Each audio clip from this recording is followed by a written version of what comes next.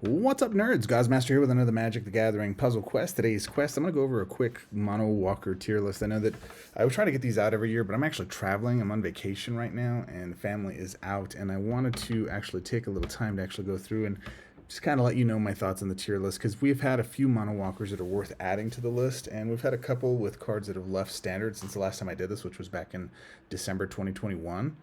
So it's been a minute. So I wanted to go over this with you guys and give you the full list. So I'm going to try to provide this as a PDF that's going to have the full list of the walkers.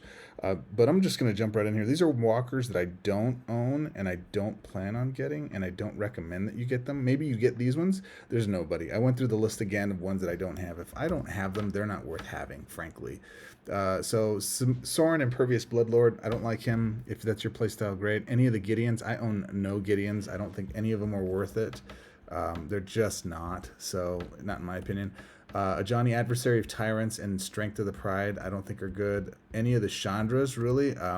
Chandra, Awakened Inferno, Heart of Fire, Ignited, Roaring Flame, Torch of Defiance. I don't recommend you get any of the first Planeswalkers that are provided. Outside of the Nissa that they give us, there really shouldn't be any of those that you get.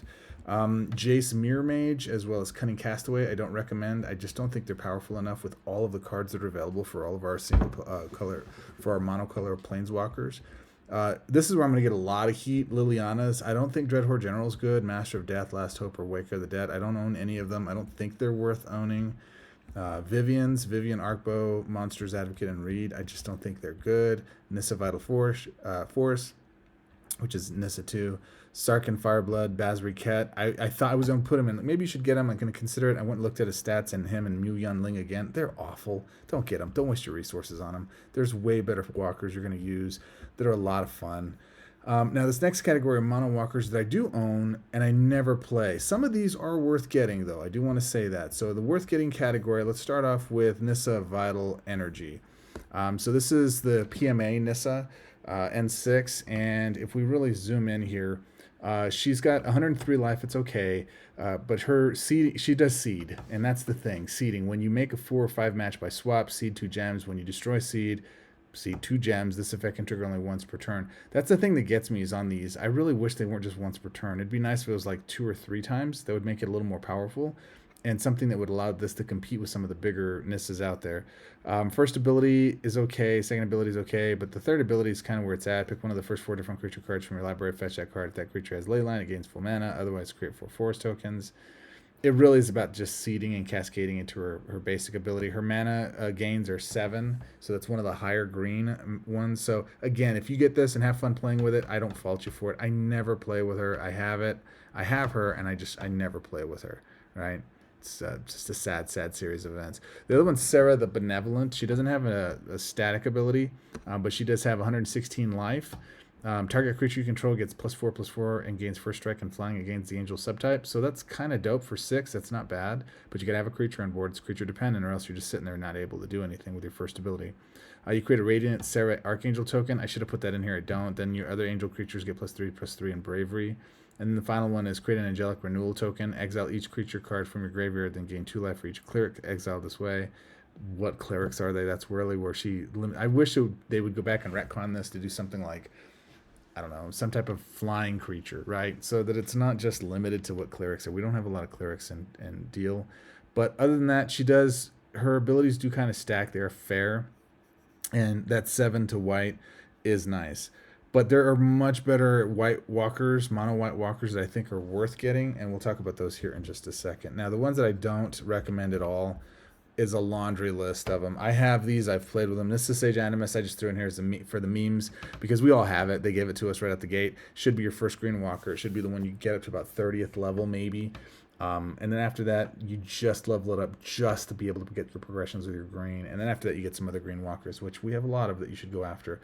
Now this list goes descending. These are the most likely to get, and then as they go down, these are the worst at the bottom. I'll show you who the worst is. I own that you should not get. That's a waste of resources. So Teferi Temporal Pilgrim has some benefits and values to him. He's at the top of the list, but he's interchangeable with a couple of these Tezzerets. The Seeker and Artifice Master, they're okay. They're not great, but they do a thing. The Wandering Emperor is fairly decent, but again, I never play with her because there's better White Walkers. Tyver Kell, don't get any of the Koths, man. I just don't see why anybody likes these Koths. Fire of Resistance is much better than the Hammer. I don't know why you guys like Koth of the Hammer. He sucks. Don't get him. You're going to get advice from other leaders in your coalitions, and I respect. I do. I respect the OGs, but this was the best mono red walker that was in the game for the longest time, and it sucked. I never liked him. Don't get him. My Koth rant is over. Again, Liliana's. I have Death's Majesty, Untouched by Death, and Defiant Necromancer. I don't think they're good. I never play with them. Don't waste your resources. I don't think any of the Elspeths are good. Little things like this bother my OCD. That bothers me. Resplendent, Sun's Nemesis. I think Resplendent probably has the most potential, really, if I'm kind of looking at this. I know one of these has like a token function that somebody's like, oh, you should get her. And I picked her up for that. And I leveled her up and I never even played her.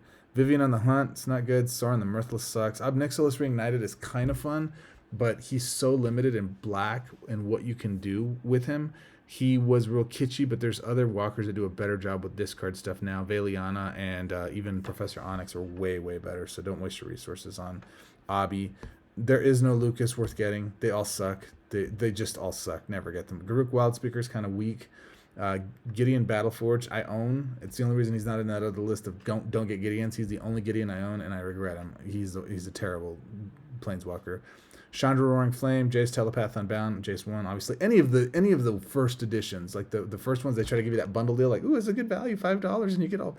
Don't waste your resources, man. It's the worst. And Fibblethip the Lost is absolutely the worst Planeswalker in this group. And I know that's hard to argue. There's a lot of them that I don't own that I think are probably worse than him.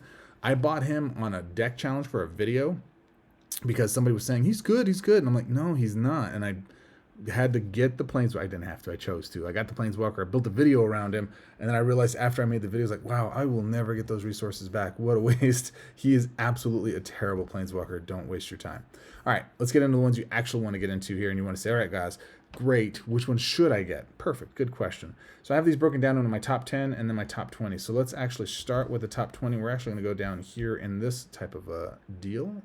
So Tezzeret, Betrayer of Flesh is my 20th walker. 104 life.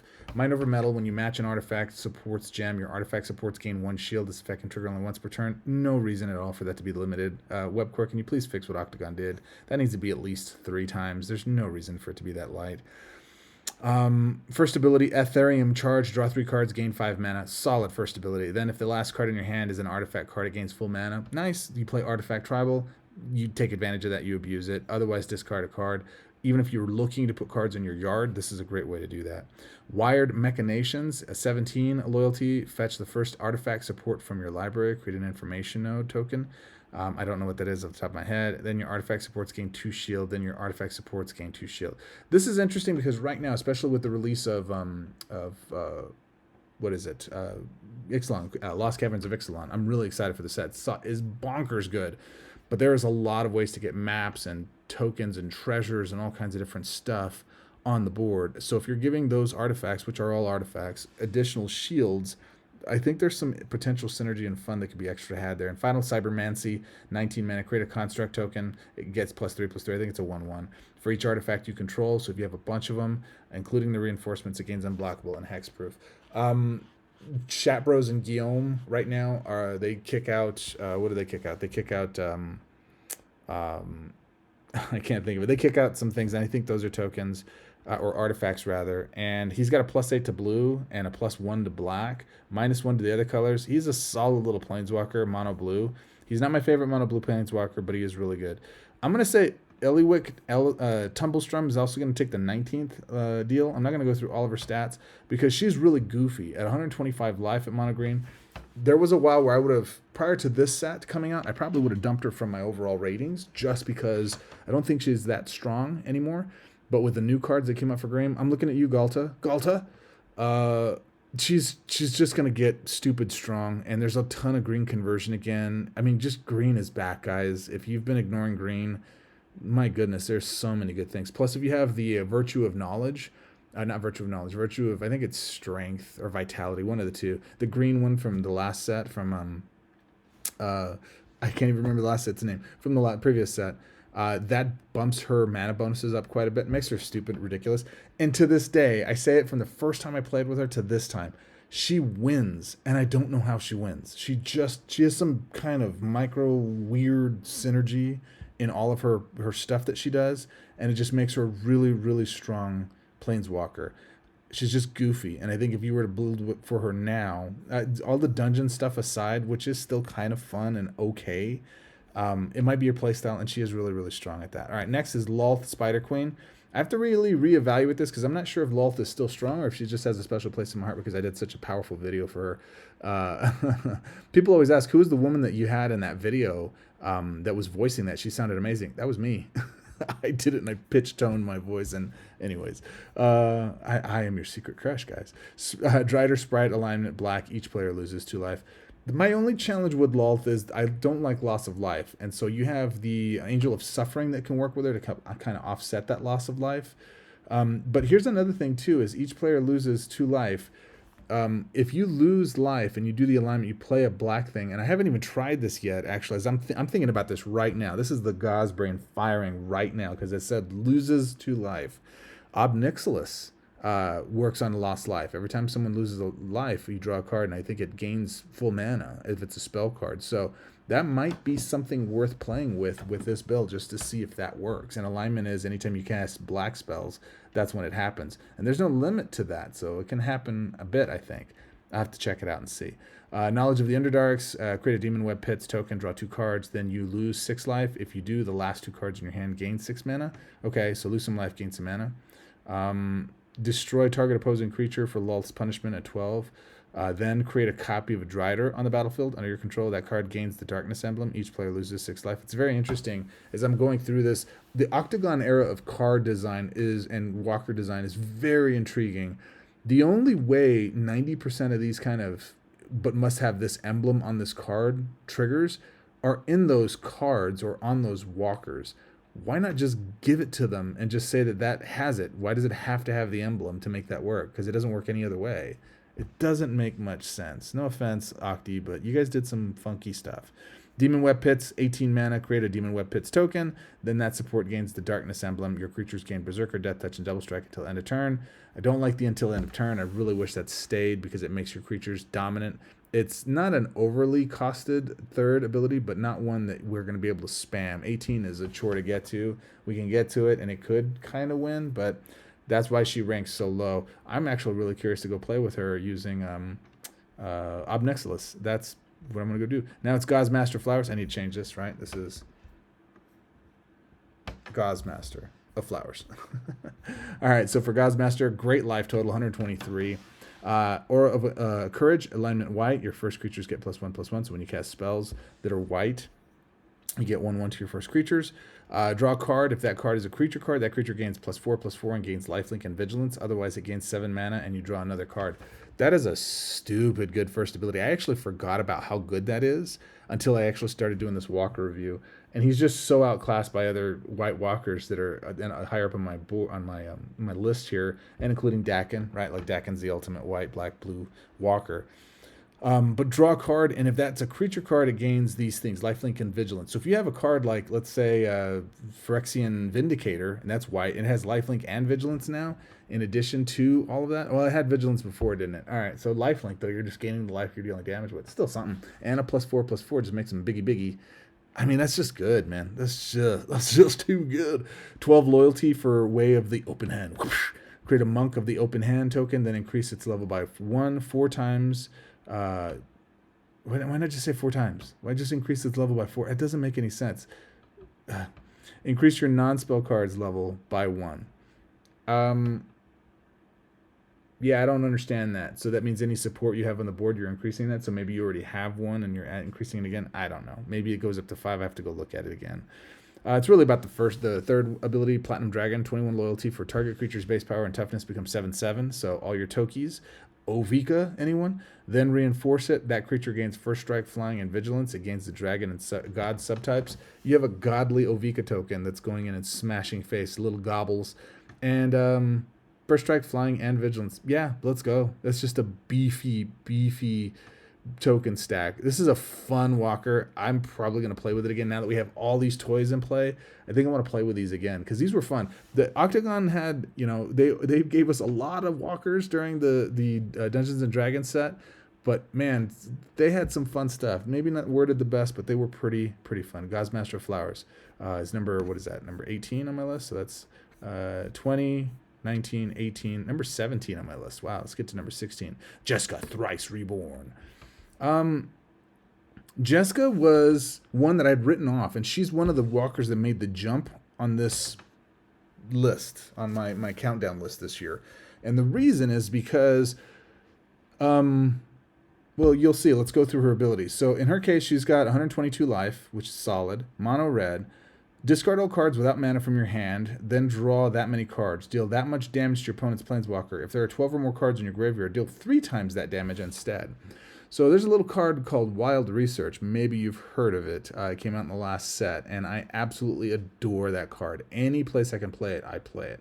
And this would be somebody that I play it with. It gets advantage for dumping cards into the yard. So with that card in meta, standard, and another 2+ years on top of that, 2.5 years, almost 3 years, it's going to be in standard. That card is going to do, as long as they don't fix it, like please WEBCORE, don't fix it. It's so good the way it is. Just leave it alone, right? It's so good. But that with this and all of the different things we have, like a big score or something like that puts stuff in the yard and gives you gold tokens on the board for it. I mean, it's just, there's a lot of synergy in that. It's a good first ability. Number 15, reinforce target creature you control 3 times until end of turn. Then if your opponent controls more creatures than you, including the reinforcements, reinforce that creature 3 more times. And that doesn't say until end of turn. So I'm assuming that if they have more creatures than you, then that creature stays that 3 reinforcement. I have to go play with it again. I haven't done it in forever. In fact, I don't think I've done anything until I shot the review for this, and I don't even know if I put the review up. I might have to re-review her and give her an updated one. Do her some justice. Give some justice to Jessica. 15 for Thrice Remembered. Create a Jessica's Will token, then that support gains the Rebirth emblem. Destroy 9 non-red gems. If there are less than 9 red gems, destroy 27 non-red gems instead. That's an interesting one, and one that gets clunky. I remember when I was playtesting it, is that you were hoping to have less than red gems, but you were usually running red conversion. This third ability makes me think I want to go run Koth of the new Koth Vanguard, so that when you're matching red gems, you're crushing your enemy's soul. I like that build a lot. That's actually my Dress to Kill build I love a lot. I might have to come play testing with this. And for mana bonuses, it's not just red, although I prefer red to be 4 and maybe the other 2, 3, but whatever. You got 4 black, 4 green. She's a monocolor walker with that. It kind of gives you some diversity, so you're not just spam ranked or spam stuck if you can't get any gems on the board to match. This is something that can help you out and work well, and I dig it, man. I think it's really, really good. All right, so she takes my 16th spot, I think. I don't know. I should have numbered these. Next is Zerial, Archduke of Avernus. I did a whole thing for this one, and I never released it. I did a full, like, legend story. I did a whole thing for this, and I never released it. I feel it took me hours, like at least 20, 30 hours of producing, and I never released the stupid thing. And I don't think I even have it anymore. I think I deleted it. Anyways. Now that you feel bad for me, Zerial, Archduke, I probably want to do a lore video on her because she's actually pretty dope.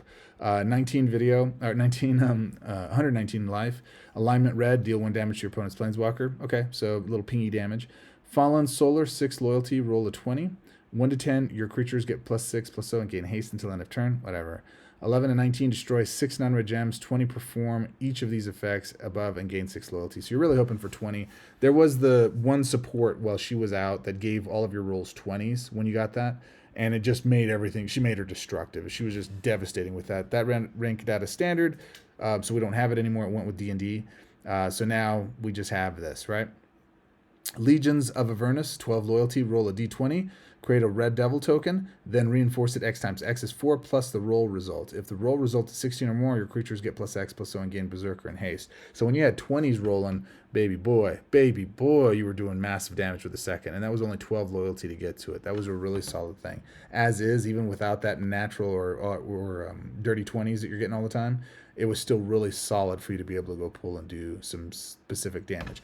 And there's some things now, like Rabble Rousing, I think is red, and there's some other things we can do since I've last reviewed or played with this walker that can give your buffs to your creatures and make them good. Plus, not to mention, if you have Rem Carlos Stalwart Slayer on board makes a big difference for these guys. So final one, Blood War. That's a Cavalera Conspiracy song. 18 mana, create a Blood War token, then that support gains the War emblem. Roll a d20, deal X damage to any opposing target. X is 5, plus the roll result. Not as strong. I think her real main abilities are second, although the third could go off. It really depends. Mana bonuses +4 to black, +3 to green, +5 to red, and minuses to the others. Solid mana gains for this again. This is probably what I would have liked to have seen for Jessica. +4 to black, +3 to green, and +5, a little bit more advantage to that. Those are really good for this type of a mono walker. I dig it. So there you go. Next, Professor Onyx. Onyx actually got bumped on my tiered list. I was going to do the full tier list, like A, B, S, whatever. She was up there. The challenge, and she's still one of my favorite walks. She's still stupidly OP. But when Steal Your Girl left, Turgid left with Call Time, she really dropped in power for me, and fun and playability. She's still amazing, don't get me wrong. I don't like mono walkers. I'm not a big fan of monocolor walkers. They're very limited in what you can do and how you can build.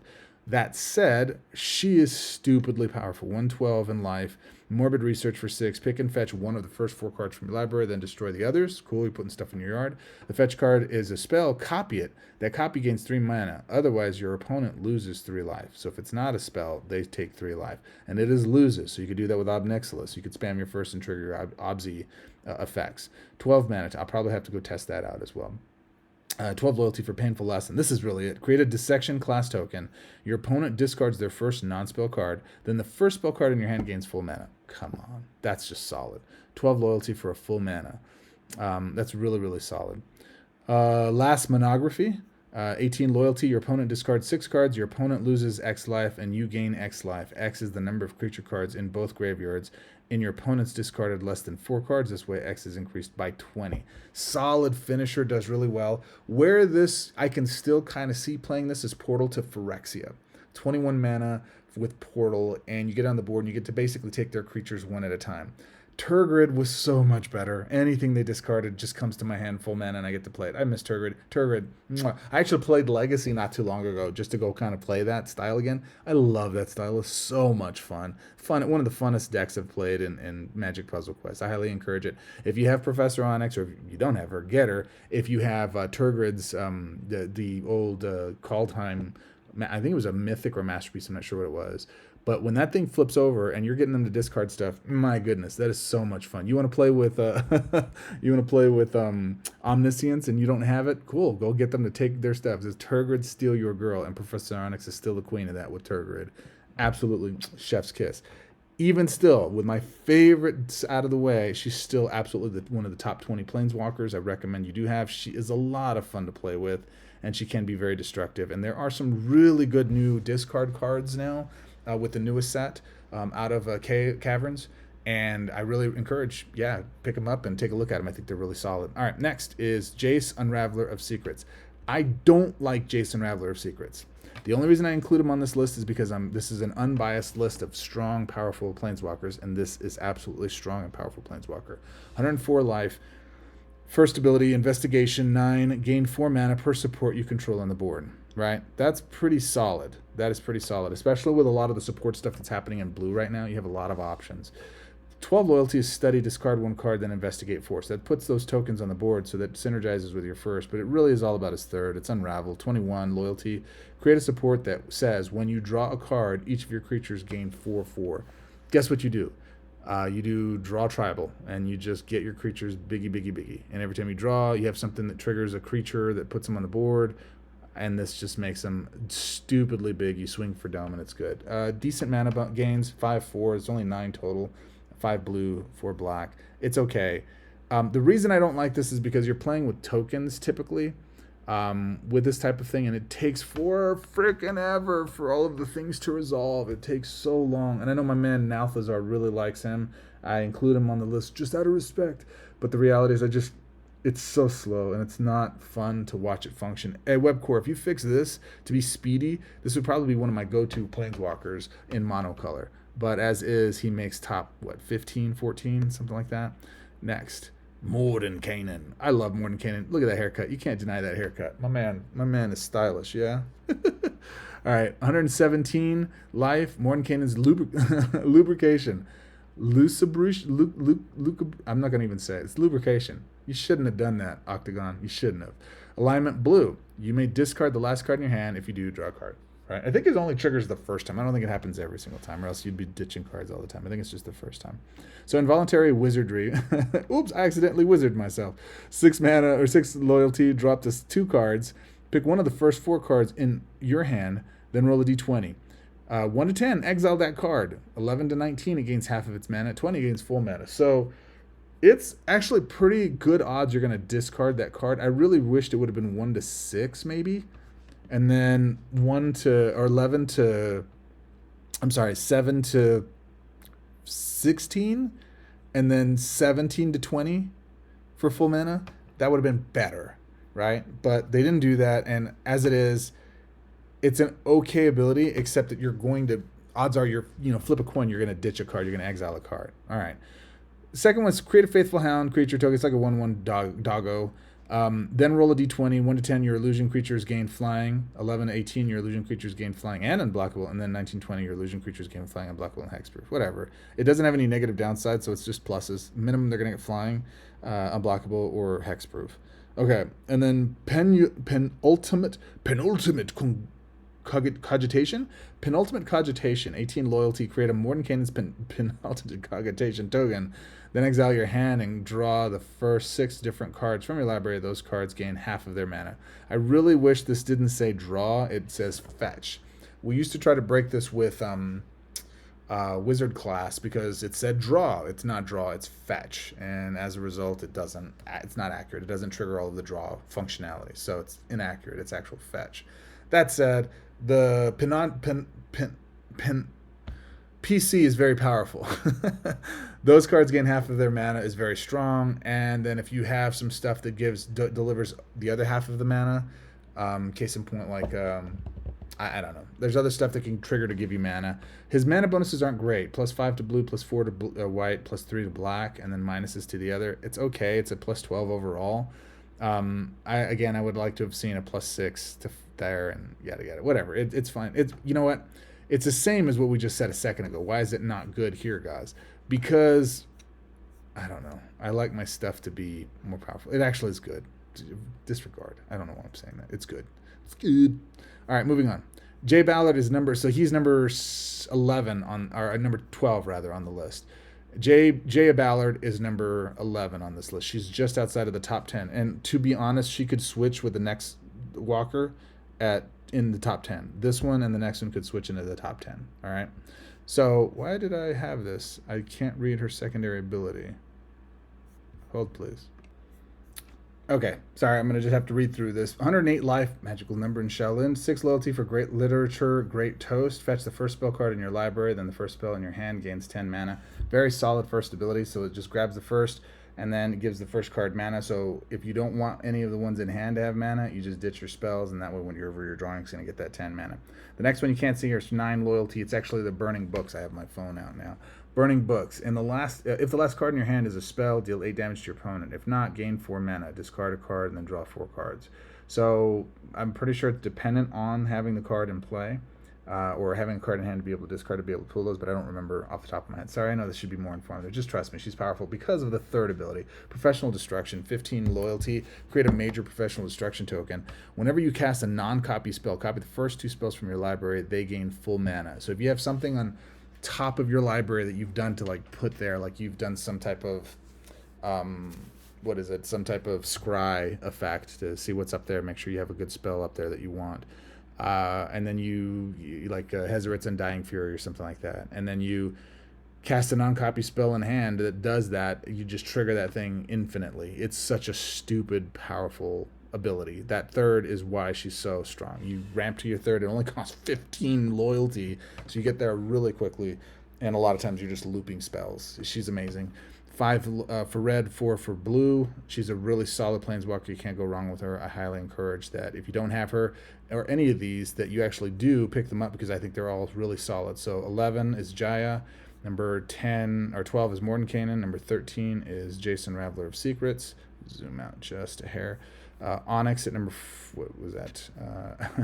11, 12, 13. This is number 14 is Professor Onyx. 15 is Zerial. 16 is Jessica. 17 is Goz Master. 18 is Lolth. 19 is Eliwick. And then number 20, untested, is Tezzeret, Betrayer of Flesh. I think he is something worthwhile. All right, let's get into our top 10. I know this is a longer video than you want. It's already over 30 minutes. And I'm not going to do any editing to this. I'm just going to throw it up for you guys to have the access to the information right away. So let's get into our next ones. So these are our top 10 mono walkers. All right, so here's the reason why this is number 10. This is the reason why, actually, let me do this. Okay, wanted to add the numbers this time so I'm not having you guys have to go back and guess. So Jaya Fiery Negotiator is the reason why these two are interchangeable. They're both really good. I know I hear the arguments from folks all the time that says Fiery Negotiator's better or Ballard's better or whatever it is. They're both interchangeable. They're both great. They're worth having. Her life total's low, 95. But when you cast a spell card, it creates a red monk token. This effect can trigger only once per turn. It's a 1/1 with haste, something like that. And then it gets a bonus for every spell you cast, something of that nature. Don't quote me. It might be wrong. But Impulsive Deal, 7 loyalty. Pick one of the first 3 spell cards from your library. Fetch that card. It gains Outcast. Hey, yeah. I know you guys don't like Outcast. Outcast is not that bad. I'm hopeful WEBCORE will actually fix Outcast so we can actually use it properly. But either way, that card gains 6 mana, and then you convert 4 gems to red. It's really about that latter part that makes the biggest difference, because then you get some Cascades, some Landfalls, and it's before you've made your swap, so you still can take full advantage of those gems, even if you don't make a match organically or through a landfall from that swap, that transfer. You get to do some other stuff. In addition to that, we have the new Koth, and you obviously have Renin 6, the Vanguard. So you can use that in this with mono or mono red, and it just, bro, it crushes. You're going to be making so many conversions. I actually need to go split test playing with that. Diplomatic Artillery is 12 loyalty. Pick one of the first 4 spell cards from your graveyard. Exile that card. If you can't, exile the first spell card from your library. I just love that. Octagon did a great job there. Instead of just sitting there saying, oh, if you don't have something in yard, you can't use this ability, they fixed it. If there's nothing in the yard, it goes to the library. Functional. I don't have to wait. Good stuff. But essentially what you're going to do is copy the last spell card from your exile. That copy gains full mana. Copy the last spell card from your exile. That copy gains full mana. So is this worded twice? I forgot. Does that mean it happens twice? Typically they'll say then copy it, do it again, essentially. So if that happens twice, you basically get 2 copied spells from your exile for 12 loyalty. Pretty solid. Even at 1, it's still amazing.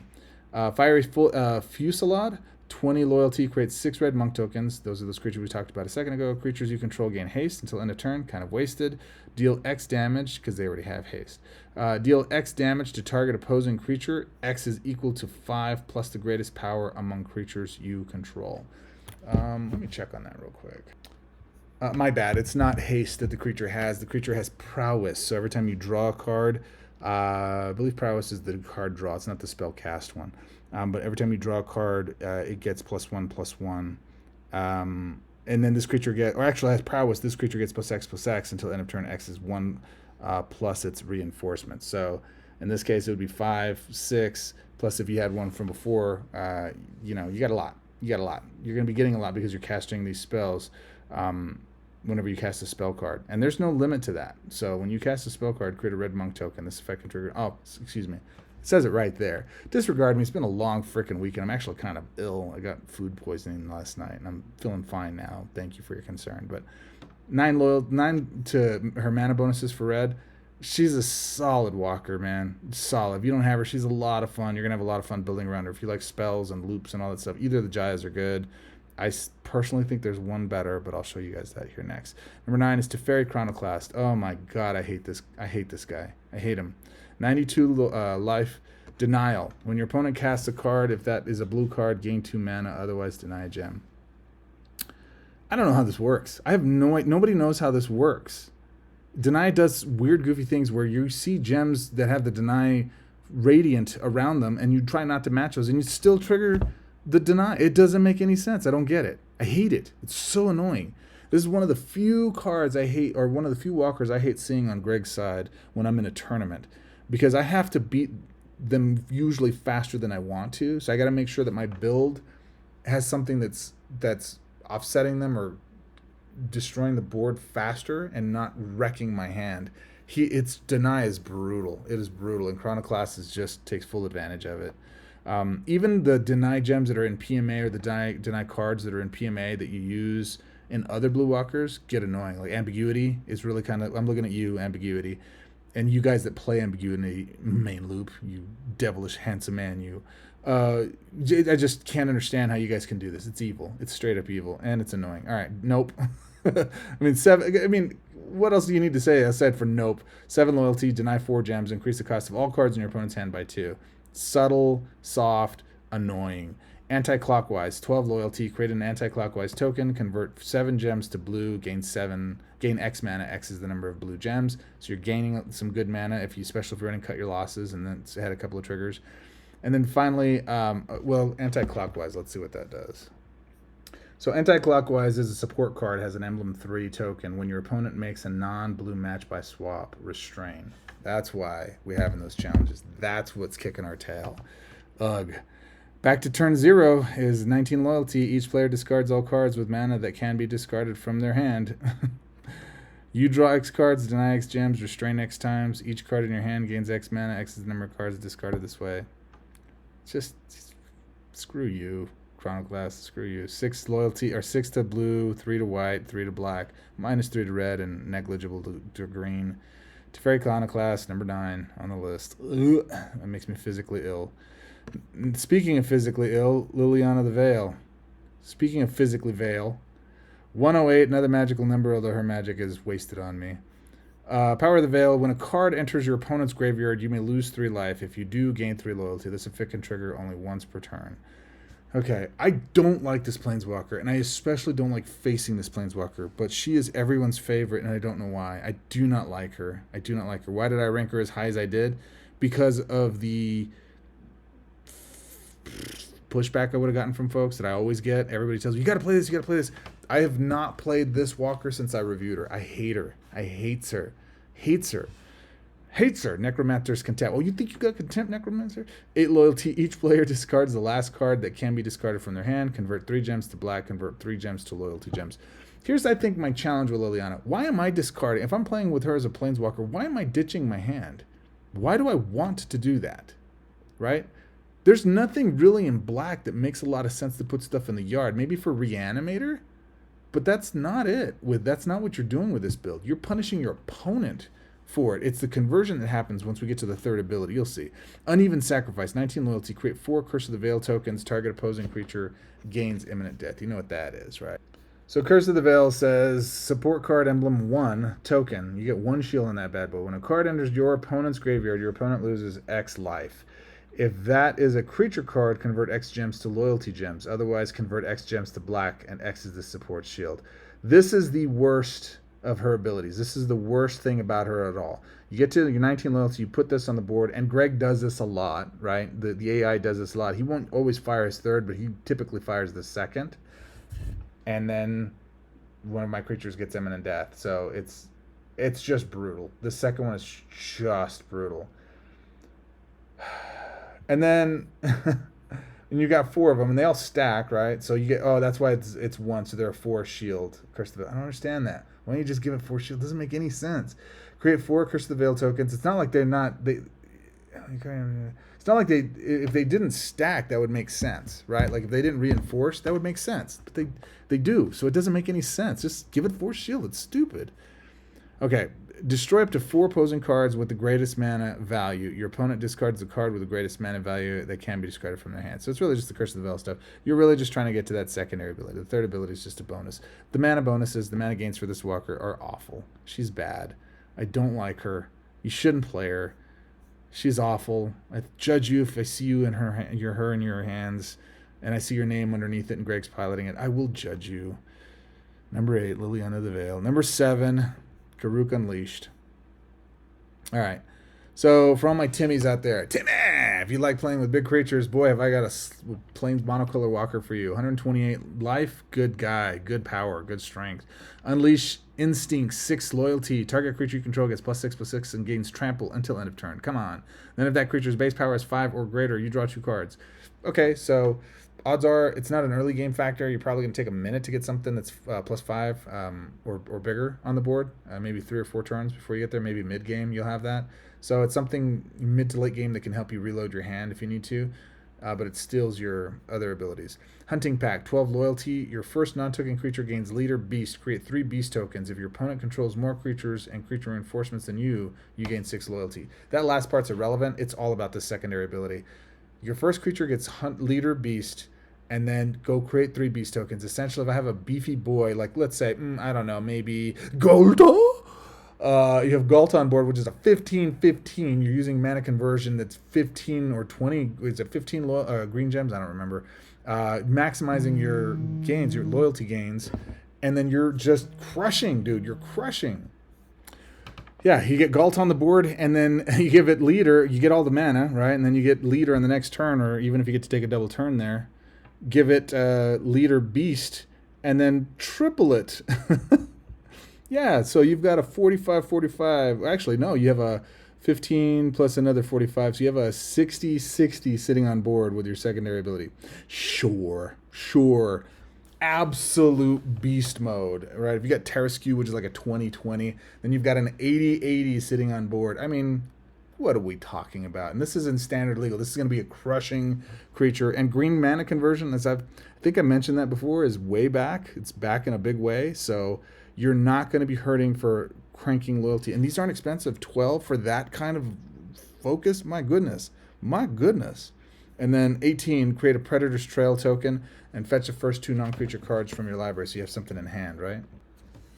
And Predator's Trail token is support card emblem 4 token. While on the board, your first creature gains Berserk and Trample. At the end of your turn, pick one of the first 4 different creature cards from your library, move that card to play under your control. Morbid, then your creature gets +1/+1. So if something dies, your creature gets beefier. Come on, what's not to like? Garruk Unleashed is a testament to Timmy's all over the world. Get some big dinos, especially with caverns out now, and throw them on the board and go ham. I mean, he was waiting for this. That's why he got a bump. He was lower before. He's definitely top 7, probably even top 5 now. If you've got Galta, he's definitely going to be something you're going to go play with. So there you go, number 7, Garruk Unleashed. Probably one of my favorite monocolor walkers is number 6 is Teferi, Master of Time. See, this is another thing that bothers me here, right? So you got to put tab, enter, learn the spelling, so we're not bothering with that shenanigans anymore. And it still does it. What are you doing? All right, spelled correctly. All right, Teferi, Master of Time, 112 life. Winds of Fate. The Winds of Fate. Discard the last card without mana from your hand, then draw 3 cards, create a Winds of Fate token. And the Winds of Fate token. Winds of Fate is prowess. Your first creature gets +1/+1 and gains flying until end of turn. Anticipation. Drain 2 mana from your first card in your opponent's hand, and this is a support card emblem too. So every time you draw, I don't think it lets me see prowess. Yeah. Prowess is the one, I think, when you cast a spell or you draw a card, one of the 2. I can't remember what it is. I think it's draw a card. They get those bonuses. 12 loyalty, timeless image. Disable target creature until the beginning of your next turn. If it's an opposing creature, create a copy of it on the battlefield under your control. Otherwise, reinforce it. So you disable the target creature, right? Even if it's yours, you disable it. But until the beginning of your next turn, well, that's when it gets undisabled. If it's an opposing creature, though, basically you're nailing down theirs, but you're getting a copy of it. That's what's great about it. It's not just some static disability that you're putting on some creature. You're actually getting a copy of it at the same time. So it buys you a round. It doesn't deal with the threat necessarily. But if they have like Phyrexian Vindicator, you can get a copy on your side of the board, and you're disabling theirs, so you're not having to worry about your creatures dying to it, and i.e. sending that damage to your face. So it's very flexible, and it's nice to have that stored up. But really what it's about is the Master of Time token, and then you draw 3 cards. The Master of Time token is support card, emblem 3, token. When you make your first match during your turn, you gain 2 extra swaps. Resourceful 2, this is one where you're actually casting your second card. The first non-creature card in your hand gains 2 mana. Not that big a deal. We're really not concerned about that. It's really the 2 extra swaps. You get to reload on loyalty. You can reload on everything. You can make a swap to make a swap.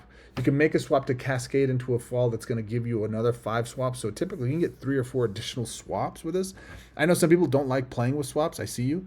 Why? It doesn't make any sense. Early game, I'll tell you, when you've got the game in hand, you have it in lock, but late game, and it could be a little annoying. You're like, dude, I don't want to. Destroy the token. Just match it and get rid of it.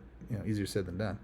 But early game and especially mid game, when it really lets you set up your strategies, saves your tail, man. And he is absolutely one of my favorite ones to go into, like the Oh, I forget what the name of the event is, but we have to play a mono color walker. He's the one that I play with. Him and oh, there's another one I play with too. Well, you'll see here in a minute. One of my higher ranked monocolor walkers that are on here. Anyways, Teferi, Master of Time, number 6. Absolutely love this guy. One of my favorite go-to, probably the mono walker I probably play the most.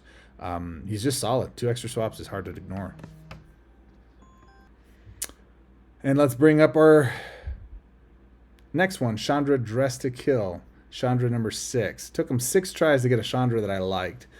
Chandra Dressed to Kill is my number 1 played Planeswalker. I know that I say that about Teferi, but Teferi I play in events. He's my number 1 walker I play in events. Chandra Dressed to Kill is absolutely the one I play just in regular events because I just adore her. The only criticism I have about her is her life total is at 97, but she wins so fast it doesn't matter. Burning Youth. That doesn't sound good, especially if you're in a Star Wars movie follow the Revenge of the Sith. When you cast a red card, deal 1 damage to your opponent's Planeswalker as many times as you want. You gain 3 experience points. The experience is important with this when it gains up.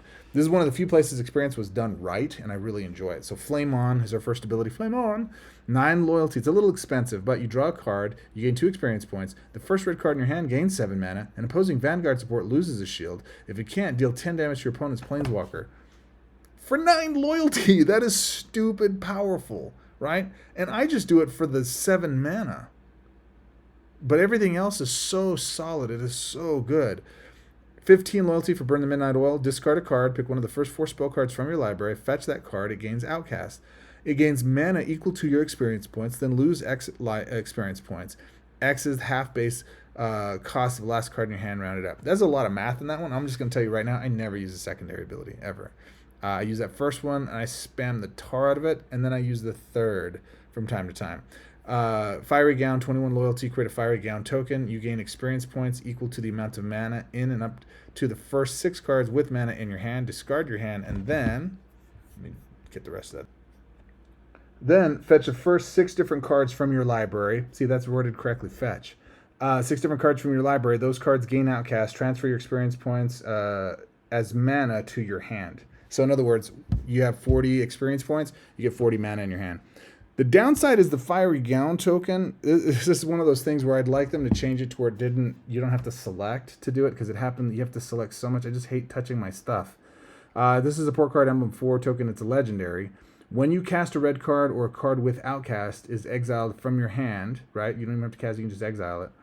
Deal 3 damage to any opposing target, right? So if they have no creatures, I just wanted to go face, just have it go face. I love the wording on the newer stuff that's first creature,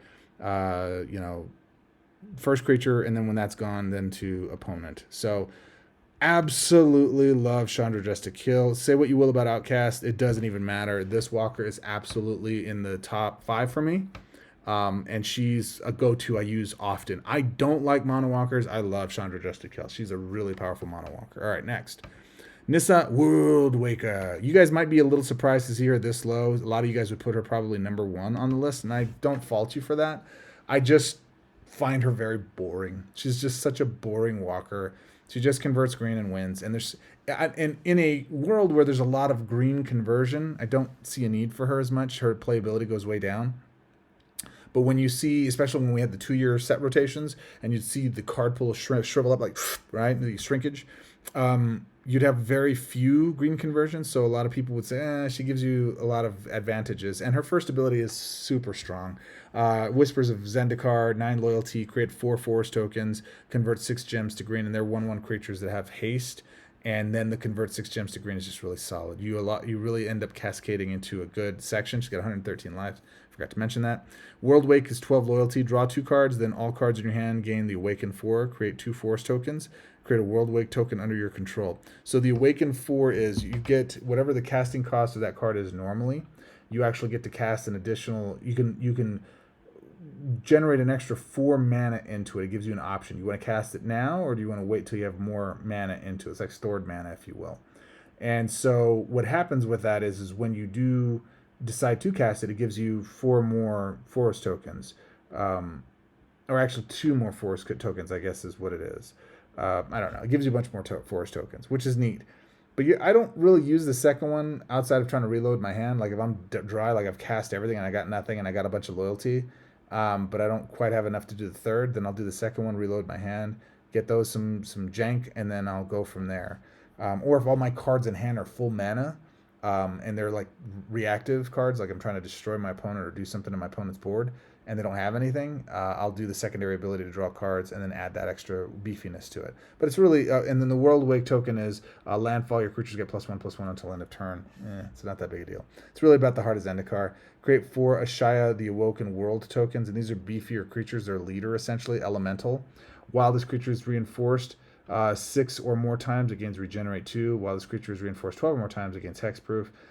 It's a 2/2 creature. So essentially, this has elemental leader. So you have these 4/4s up here. That's 8/8 there, and it's already a 2/2. So you get a 10/10, and you get 4 of them, right? So that's 8 plus another 8 if you've only done this first ability one time. So that's a 16/16. It's beefy. And then, yeah, immediately you already have the Regenerate 2. So if they block, if you give them Vigilance or Defender somehow, and they block and they don't quite die, they can recoup some of that. She's a solid walker. I'm not going to fault you for saying she's the best. 4 to green, 3 to white, 2 to red, 1 to blue, and then -1 to red. So very even. There's a lot of people that just love that type of mana bonus setup. I don't find it favorable. I'd like her to have more than that. If she had like a 6 or a 5, she'd be stupid OP. Enough for me to play compared to the other walkers. All the other walkers that I play are really OP. I like powerful walkers. It is what it is. She's very strong. There you go. If you don't have her, you should have her. She is fun. One I like a little bit more than her, and this is funny. My last rankings, this was 1 and 2, but now they're 3 and 4. We got 2 new top ones, brand new ones at the top, which you're probably not going to see for sale, but they are what they are. All right, Ren and 7. Symbiosis. When you convert gems to the first time during your turn, convert 2 gems to green, right? Cool. 1 with nature, 9 loyalty. Pick one of the first 4 creatures. Pick one of the first 4 of the first 4 cards from your library. What? Pick up to 4 of the first 4 cards from your library. Fetch those cards. Destroy the top 4 cards of your library. Land cards in your hand gain half of their mana. I cannot tell you how much I love this first ability. I mean, I sit and have like romantic dinners with Ren and 7's first ability because it is so good. It is that good. I mean, it's just significant. I really adore it. I think it's so good. You're drawing up to 4 cards. You pick what 4 cards you want. If there's 1 card you want specifically in the yard, you can throw it in the yard. The next 4 cards, if you take all 4 in a hand, you reload your hand, you put another 4 on top of that into the yard. It's just so good. It's just really good. And there's so many different cards with green that actually have functionality in the yard now that it matters. It's just really awesome. It's really good. And then in addition to that, land cards in your hand gain half of their mana. Come on, bro. What are we even talking about right now? So I put the lands in hand. I get the mana to them. I drop the other cards into the graveyard. And I want lands in the yard because some of my other abilities. Second one, hosting gems. 15 loyalty. Target creature you control gets +X/+X. X is equal to the amount of green gems on the board. Up to 10, then Coven. Convert 2 gems to green. I don't understand that one. Why does Coven make a sense? But it is what it is. I'm not going to mess with it. And then finally, Overflowing, 21 loyalty, create an Overflowing token, pick up to 2 of the first 4 non-land cards in your graveyard, fetch those cards gain full mana. My goodness. My goodness. And for the kids in the back that don't know what Overflowing is, it's a support card. It's an Emblem 4 token, legendary, mana field, draw a card. When you draw a card, if you have 6 cards in your hand, convert 1 gems to green. This effect can trigger up to 3 times per turn. So a little more mana green conversion, nothing major. That's not what it is. You go to get the 2 cards out of the yard. They're full power. You've done your first a couple of times already. You put some stuff, some biggie stuff in the yard. You converted a massive stuff. Again, Galta. You mash the board with green gems. You fill your hand up with conversion and loyalty. You smash your third. And the world is right? Her my biggest complaints about her are her mana gains, 4 to green, 3 to red, 1 to white. Same as Wind Waker mostly. The reason I don't mind it as much here, though, is because you're doing so much mana gain and conversion. Same's true with Wind Waker or World Waker. She does the same thing. Wind Waker's a Legend of Zelda game. You can tell where my mind is right now. I just love this walker. She's so good. And she was my favorite green walker. She absolutely was until... And you know what I'm going to say. You already know it. Number 2 on my list is Ren and Realmbreaker. My goodness, is this the most broken mono color Planeswalker in the game? Worldwide roots. When you make a match by swap of any color except green, convert 2 gems to the most present color on the board. Increase your mana bonus on that color by 1 until end of turn. I just wish it was till the end of your next turn, but whatever, right? 108 life, again magical. 8 loyalty for something realms of the realms. Destroy the top 2 cards of your library, then pick one of the first 4 creature or support cards from your graveyard and put it into your hand. It gains X mana. X is the number of land cards you control plus 3. Not that great. I mean, you really want to do a lot of mana stuff, really, but not really. We don't really care about that as much as we do the second and third ability. Infusion of the Multiverse, 10 loyalty. Target creature you control gains the land subtype. It gets +X and gains reach, trample, and hexproof until the beginning of your next turn. See, that's better. X is the number of land cards you control, including the reinforcements, plus the number of land cards in your graveyard. See, that takes account into stuff into the yard, which is much better than just saying in play. The in play part is the tough bit, but if it's in the yard too, then we can use our first. We can spam, churn and burn kind of game effects to get that stuff out and go from there. But as it sits, it's still super powerful. All right. For third ability, it's really about this. Root Resonator, 18 loyalty, create 4 rich soil tokens, convert 7 gems to the colors of the first creature or support card in your graveyard. Typically it's green because you know. What is the rich soil token? A rich soil token is a support land. It is a land. When you make a match by swap, return the first creature or support card with that match's color from your graveyard to play under your control. So if you have a 5-color card, right, that counts. Okay. Reinforce the card X times. If that is a creature card, it gains haste until end of turn. X is the number of land cards you control, including, the reinforcements. At the beginning of your turn, increase each of your mana bonuses by the number of cards with the color of your graveyard until the beginning of your next turn. It is stupid powerful. And her mana bonuses are low, but because she gains mana gains from the rest of the stuff. Again, Galta, mana conversion. It goes on and on and on. Tortoise, really, we haven't even talked about Tortoise and the raccoon guy, right? That does the things. It's just nutty. Oh my gosh, it's just nutty. It's so powerful. She's absolutely an S tier walker, in my opinion, an S plus walker. You should have her if you don't. She's amazing. She's not going to be in the sale, FYI. I don't think she is. I'm positive she isn't. They normally omit the newest ones, but she is absolutely worth getting. So if they make her around again for another $30, or you can pick her up for gold, you absolutely should. She's a non-brainer. She's amazing. Ren and 7 is an S tier walker, as well as Nissa World Waker. Ren and Realm Baker is an S plus tier walker, absolutely meta defining. So which one is better than her? I actually argue she's probably number 1 on my list because I enjoy playing with her most, but I'm going to go on a limb and say something that you guys probably don't want to agree with, but it has to be said. Johnny Invigorate Leadership is this best mono walker in the game. And the reason I say that is because how many people are playing with him, right? I recommend to folks that you get him, or the first Planeswalker you should get is Dakin. If you have Dakin, you don't need a Johnny Invigorate Leadership because you have white. And then you pick, who else is there? I think, Rawl. You take Rawl for black and red. And then you have blue, black, red. And then you go to green, you go Kasmina, right? We'll talk about our overall rankings here when it's all said and done for the next couple of videos. But there's another path. There's another way to go. There's another door. And in that door is another door. And that door leads to Bolas 1.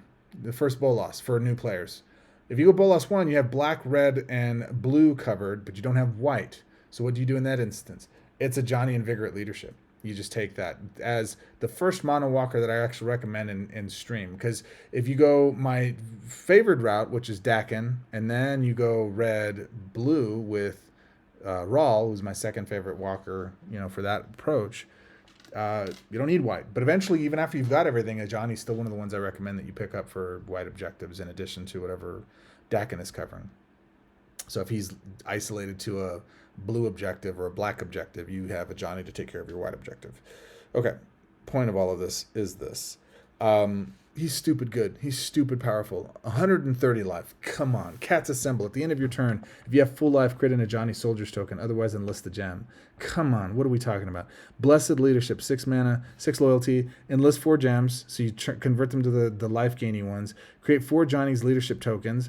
Those cards gain lifelink. You gain 6 life. Right? So the Johnny Leadership tokens, you pop them. One of your creatures at random gets lifelink. Okay. So he's helping keeping himself at full life.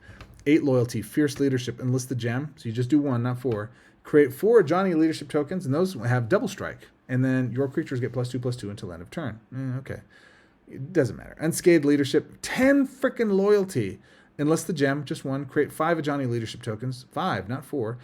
Those have prevent damage, and then you gain 3 loyalty back.